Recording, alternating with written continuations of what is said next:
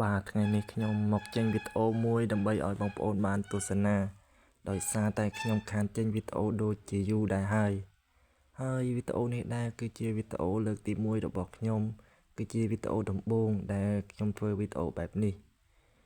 គឺជាសកម្មភាពរបស់ពួកខ្ញុំឡើងធ្វើដំណើរលើភ្នំបាលីភ្នំនេះផងដែរគឺស្ថិតនៅក្នុងទឹកដីខេត្តកំពង់ចាមបាទបងប្អូនដែលស្គាល់កុំភ្លេចនាំគ្នាមកលេងលើភ្នំនេះទាំងអស់គ្នាបាទនេះក្រោយពេលដែលយើងឡើងមកដល់កំពូលភ្នំ